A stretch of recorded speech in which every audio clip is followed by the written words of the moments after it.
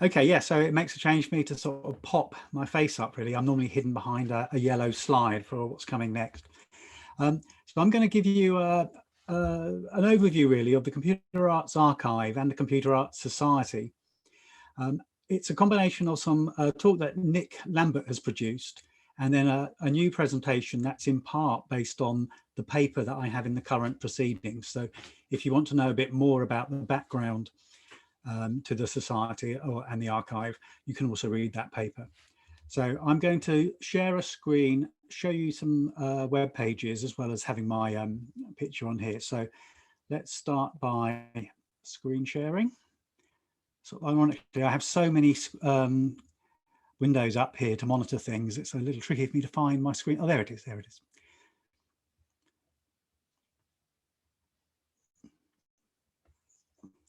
Okay. And I should then be able to go full screen.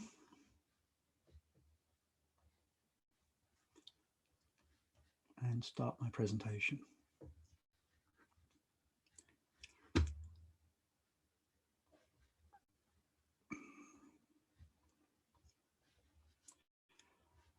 Okay, are you seeing that full screen? No, you're seeing my... It's not a full screen at the moment. No, how about that? Yeah, there we go. That should be better. So as I mentioned, I'm going to really combine two presentations. The slides from Nick Lambert, who spoke on our launch.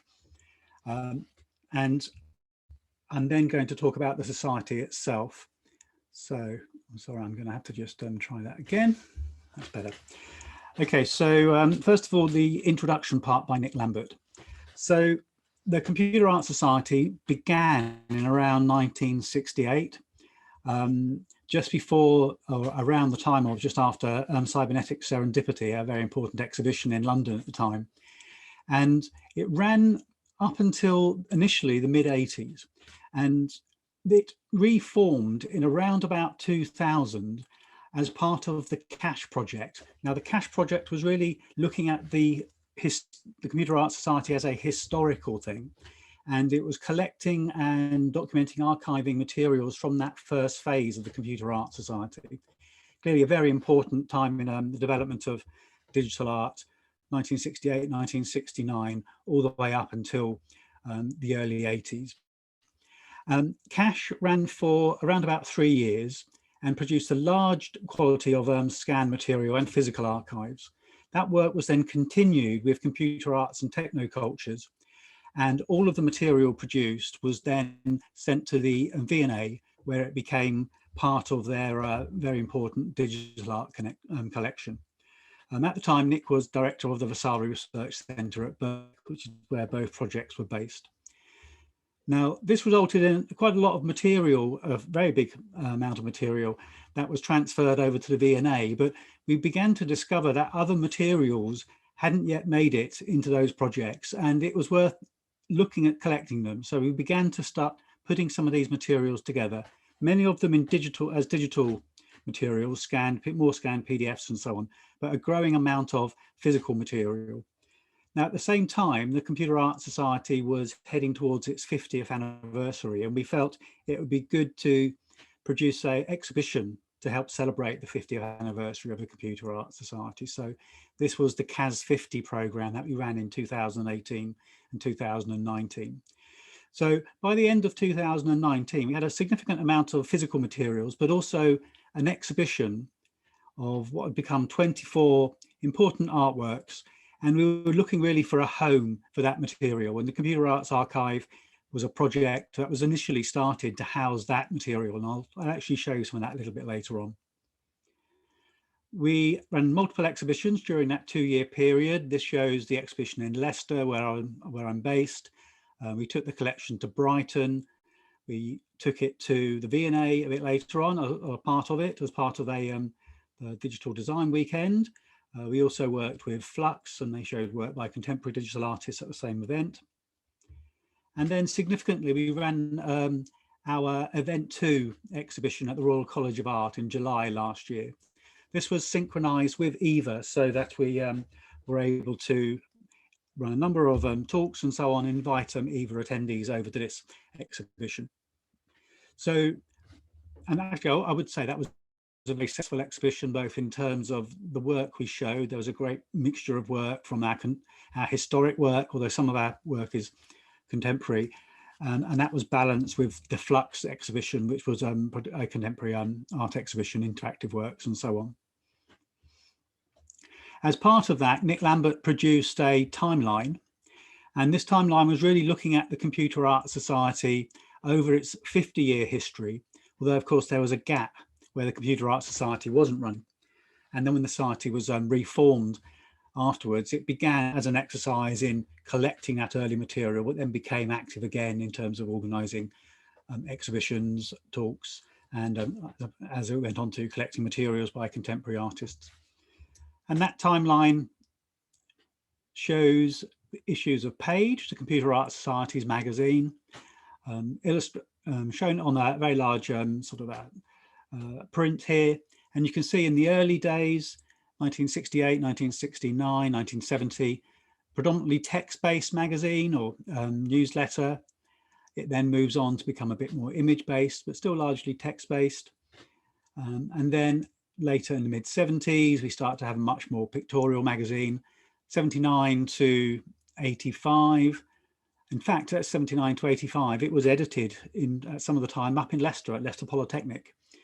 And then that was the end of the first phase of the Society and Page magazine. And then it came back in 2004 up until the present day, actually. So we have all of this material and we have it starting to appear in a timeline. So we're starting to contextualize what was happening in the Computer Art Society at the time. And here's a closer look at some of these Page magazine covers. Now, all issues of Page actually are on the Computer Art Society website. It's worth saying that, although somebody did point out that we have 2 copies of Page 5. I think one it might be missing. So you can see magazines over time. And then finally, there seems to be a lot of work happening at the moment. I think it's probably the 50th anniversary thing. And people are starting to very much look at the early Computer Arts Society, computer arts generally, activities, and I want to understand more about them. So the collection is very timely in terms of showing that early work. But in the case of the piece on the right, the Censter, this was a reconstruction based on some original materials, but a rebuilding of the Censter, an interactive artwork by Edward Natovich. And so we're starting to see a number of pieces like this. So the Censter has been rebuilt. Gordon Pask's early piece, A Colloquy of Mobiles, which was at Cybernetic Serendipity, has been rebuilt. And we're interested in looking at other early artworks and seeing if we can begin a process of reconstructing or reimagining in some cases, as it may not be possible to rebuild them exactly. So we feel that the archive generally and what the Computer Art Society has been doing is quite timely, in that I think we need to start looking at our history and recording it and making sure things don't get lost. So that really brings us into maybe a more detailed conversation now, or discussion of the Computer Arts Archive itself. So I have a mission statement, and you can read that at your leisure, but a few things to pick out are that it's a community interest company or not-for-profit company. It exists to promote and promote computer arts for the benefit of artists, audiences, curators, educators, and researchers. We collaborate. Computer Art Society, it's very important that the archive collaborates with other people. And we're looking really to recognise computer arts, digital arts as having a rich heritage and not just being a contemporary thing. I think this was discussed really by Brian on Monday, that lots of people don't really understand the significance of the history or the importance of it. And I think every other art form understands that its history is important. With digital work, I think it's important for us to ensure that the history is understood for the benefit of contemporary artists, not just for nostalgia, if you like. I think contemporary artists will be better artists if they understand their history. So a few key points. It's a community interest company, which means it's been set up as an official organisation. It's a fairly low maintenance organisation in that we have to do 1 tax return per year, but it has things such as the ability to own the artworks, but no one individual owns them. The community interest company does. We were established earlier this year as I briefly mentioned before, we're based in Leicester in the UK at a building called the LCB Depot, which is where I base my own arts practice. It's a community, or it's a digital media business centre. It's one of those, I'll show you a picture in a second. It's a very nice place to be based anyway. And the plan was to launch this project in July at EVA. So it would have been 1 year after event 2. Of course, things conspired against us, so we delayed the launch until just recently. That hasn't been a problem. It's been a minor problem in terms of our sustainability plan, fundraising and so on, but not a significant problem. And I think it's given us a bit more time to clarify our approach to collecting and our strategic goals, really. So that is the LCB building where we're based. I do a lot of exhibitions and events here. Some people may have been to this building to see previous exhibitions. That was the archive in January. There's a little bit of work in the back that has just come back, or had come back from being exhibited. The rest of the collection is down in London still. It's at the BCS where it was being exhibited. And of course, we're not able to bring it back just at the moment. But there's space there for storing the artworks. And look in the other direction, I'm now using it as a bit of a base, and so it's starting to look quite homely. So we have a decent facility. Of course, we will need more storage space, and the plan within the development plan of the archive is to be able to rent additional storage space as and when it's needed. And of course, we now have a website. So this was launched on Monday, computerartsarchive.com. And this will be the main channel for distributing information about the archive, but also inviting you to events and other activities. So a strategy for collecting. Now, of course, the Computer Arts Archive is a non-profit company. It doesn't yet have core funding. It's not the V&A, it's not the Tate, it's not a large university, a well-funded organisation. So we have to be strategic in what we do to ensure that we're doing an important job, the necessary job, but we don't attempt to be what we aren't. So these are the initial sort of goals for what we should collect. So we want to keep the CAS 50 collection as our main curated computer art collection. So every year there'll be a new phase. We will add additional materials. We're in the process of adding this year's phase, and we've got some great material to add. So we will have 36 artists by the end of the year. Some artists have donated multiple pieces of work. I think it's looking good as a simple collection in its own right. I think the CAS 50 collection is becoming significant. But we will also collect books, catalogues, videos, DVDs, CD-ROMs, and other digital media. And I have a particular interest in collecting materials that you might call our specialist collections that focus on untold stories in the history of computer art, computational art, digital art, and so on. And by that, I mean things that I think are interesting, are significant, but aren't necessarily within the mainstream canon as of yet. And you will see an exhibition I'll show you shortly, Micro Arts, which I think is our first look at a story there, a collection that I think we can focus a bit more on and raise the profile of that era, 1980s computer artwork. We're also looking at legacy, what I call legacy collections. So these are collections from artists who haven't got space anymore for the work that they've collected over time, have been associated with CAS in the past, and we can take their work. But also, of course, some of the very early artists are no longer with us, and their families are often looking for somewhere to send their work. And I see us as playing a role there in that we can be a safe haven for this work before maybe it goes on elsewhere. We can begin the process of cataloguing, but we can ensure that some of these important, sometimes untold early stories, histories and stories are maintained. And I'll mention in a minute that we have a few of these already. And then also, I call connected materials.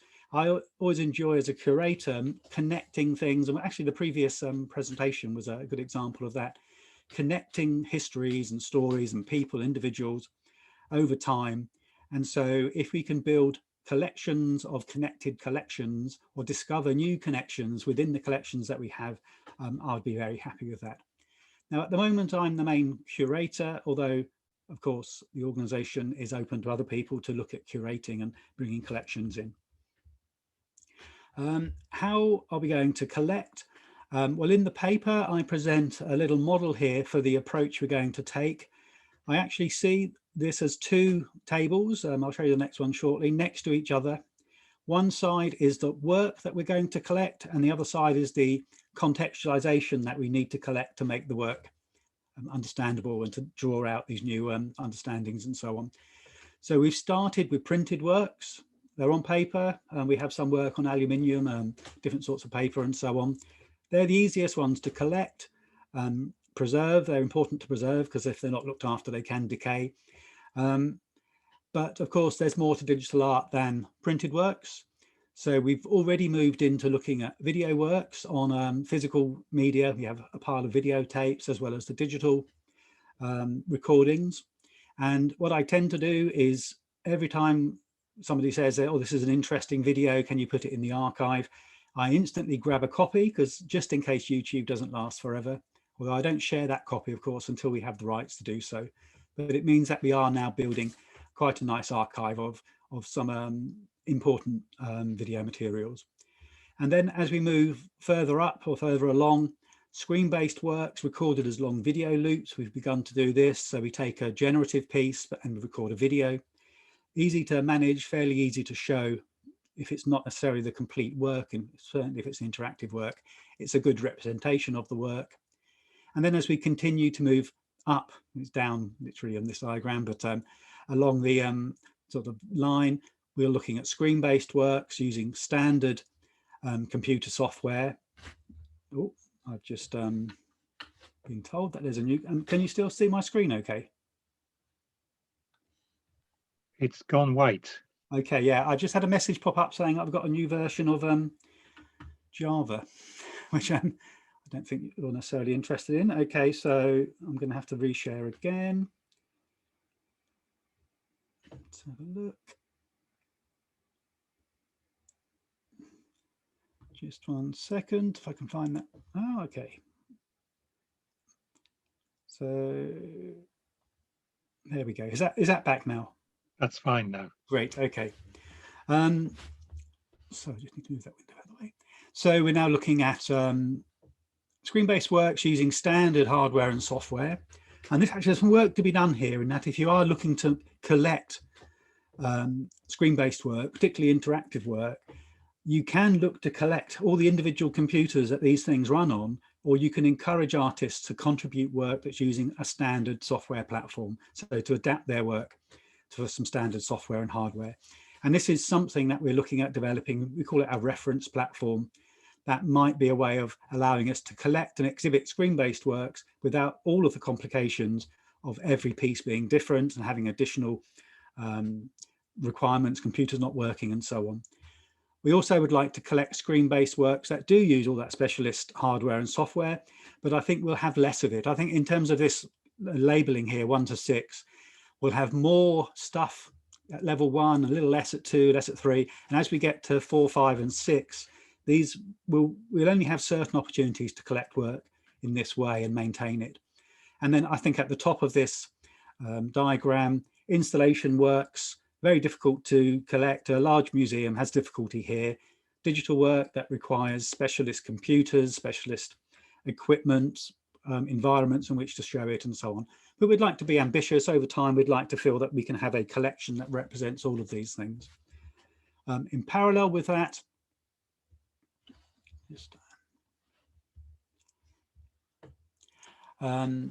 we have publications. So this is the contextualizing information that it's useful to collect to contextualize the work that we have and to look at how we might connect things together over time.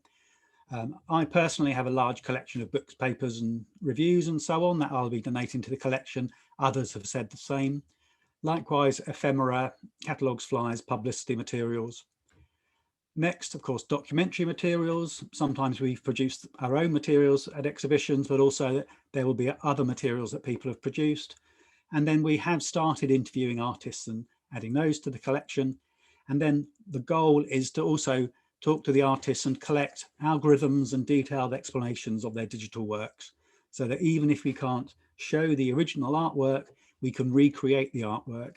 And in the case of artists who are working, say, with a systems approach, that is fine. The artwork is the system. It's not necessarily the pieces that make the work, although it's not often, it can be very nice to have those original materials.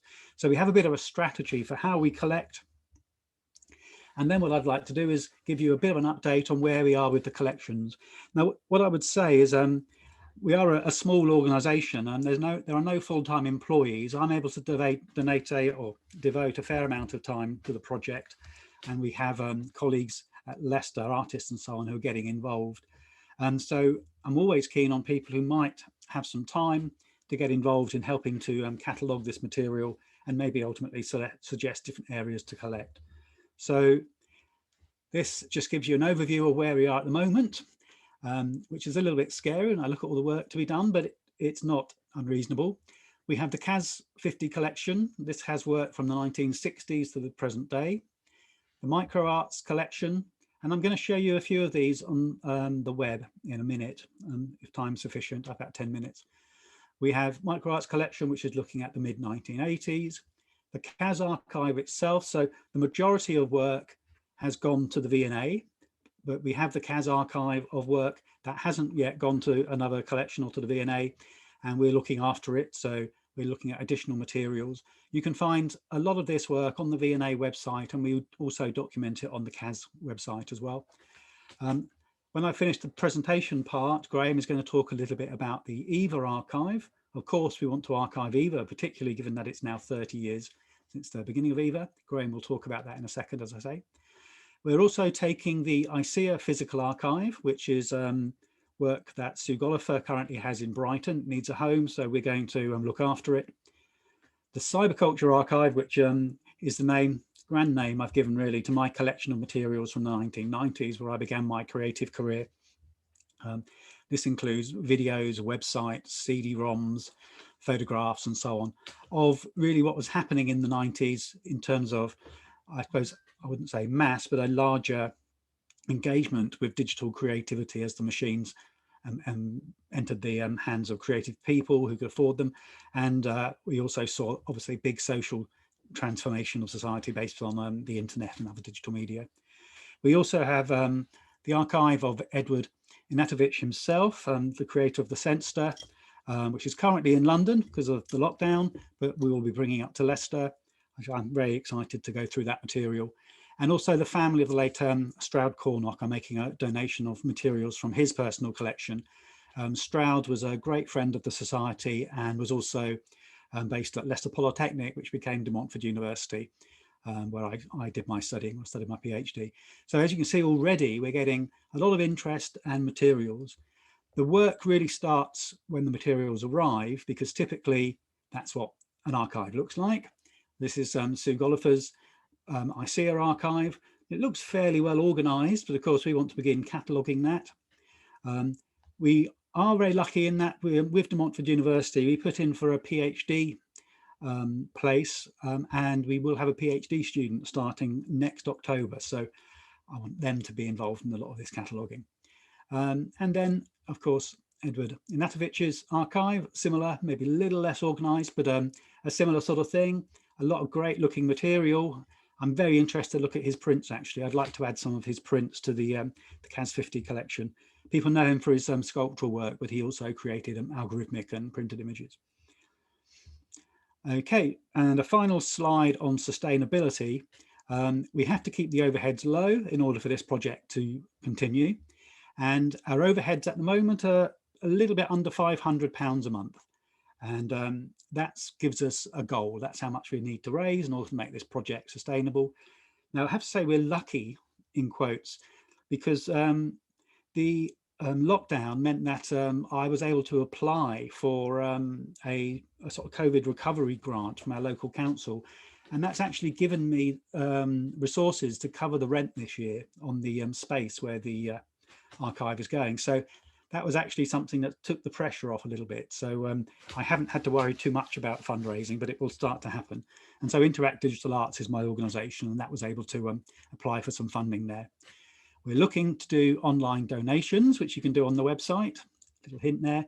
And we will be selling some limited edition prints. Obviously, the artists need to approve that and get involved. And then for the larger projects, we're going to look for grant applications. We'll be putting something into Arts Council England shortly, and also we're looking at Heritage Lottery, who I think should fund a project like this. And this is exactly what they've been set up for. And then, of course, we're looking for university and museum partners. I think the current setup of basing ourselves at the LCB is probably 2 years, or maybe 2 years after this year. This year is a bit of a pause. And then after that, I think the archive needs to go to a university or museum so that all of the work can be preserved properly. And we have a platform then to look for larger funding opportunities. Okay, so I probably haven't got time to go through the websites, but I would suggest having a look at, I will go back to an earlier slide, having a look at the Computer Arts Archive website. And what you will see here is information about MicroArts, our new collection, as well as links over to the Computer Arts Society. And I am progressively bringing materials over from that website to this one. In the process of doing that, I'm also putting them into Google Docs and various other things that if for any reason I wasn't able to maintain the website, all the content would be available and shareable. Okay, so what I'd like to do now is introduce Graham to talk a little bit about what we'd like to do for the EVA 30 archive, and hopefully what we'll be doing physically at next year's EVA. So shall I hand over to you, Graham? I'll stop my screen share. Okay. This would have been Eva's 30th birthday with a huge bash in British Computer Society in Moorgate, were it not for an obvious fatal flaw in the plan that we didn't anticipate back this time last year. What we have at the moment on the walls of the of Moorgate BCS is a vast amount of the CAS 50 collection. And that happened as a spin-off from event 2 that Sean's already mentioned, that the BCS came along and said, we have a brand new headquarters building in London, the walls are empty, could you do something about it? And we of course said yes. They went in there, they were supposed to be in there for about 4 or 5 months, and hey presto, they are still there now. 2 things come out of this though. One is that we've actually got a fantastic central London exhibition space, namely the walls of the British Computer Society. And that is something where in the future, we've got 3 exhibitions that I can think of that we've got planned. One of them is the MicroArts that Sean's already mentioned. One of them is Flux in Art, actually putting on an exhibition, which was like the other half of the event too, a very contemporary cutting edge computer. You'll see some more of that this evening if you join them at the National Gallery X. And the third one I want to do is actually about artworks that have been inspired over the past 30 years by EVA papers. So this is a chance to say to any of you that if you've produced papers in the past and out of those papers have come beautiful artworks, I'm very interested in knowing. And that will be part of yet another exhibition. Now, where all of this is going is that fortunately, Jim Hensley, who of course was a founder of EVA, has a huge collection of both old hard copy papers and hard copy proceedings, not only EVA London, but also other EVAs all over the world. And also a large collection of 3.5-inch floppy disks. And were the world not the way it is, I would have spent some time in Leicester over the past 6 months, sitting at a wondrous old machine that Sean has got, where you probably have to stoke the boiler at 5 o'clock in the morning to make it go, but actually pulling off some of the documents and files that we have from way, way back. And all of this is to go into EVA archive, and EVA archive is going to be part of the Computer Arts Society archive. So it'll be possible for researchers to look at artists who produced artwork for CAS, but also some of them who may well have done some research and written down and articulated their research at EVA conferences in the past. So that's really our bit of the plan, the EVA bit of the plan to do all of this. I can tell you a little bit more about EVA 2021 tomorrow at the end of the conference. There will be one in July, hell or high water. What format it will take, your guess is as good as mine.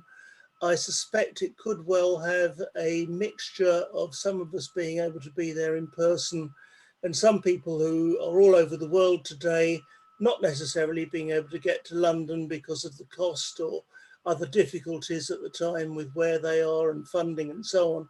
In which case I suspect that since we seem to have managed so far to do a pretty decent November, thanks to Sean very much online, I think there's going to be a hybrid version and a mixture of hopefully some of us being there and having a drink together and being able to stand within a couple of feet of each other at least, if not better, and also to have at least a day or so online to welcome EVA people from all over the world. And that's really all I can say about it at this point. Great. Thanks very much, Graham. Thank you very much to both of you. Can you hear the clapping? I've put it on specially for you. Noise is off left. Yes, I'm afraid it's canned clapping, but that's as much as we can do. I managed to find that on YouTube. But anyway, thank you very much for a great presentation from both of you. I think it's very apt that we've had that, and the congratulations on launching the archive. We have got one particular question. If you look at the Q&A, I think there's a question about standards. Are you actually following any particular standards for artworks and so on? That is am I coming through okay? Yes. Okay, great. Yeah, it's very important. Yes, I have begun to look at this. We have two universities in Leicester, De Montfort, where I based my research, and Leicester University. And Leicester University has a very good department on digital humanities and archiving.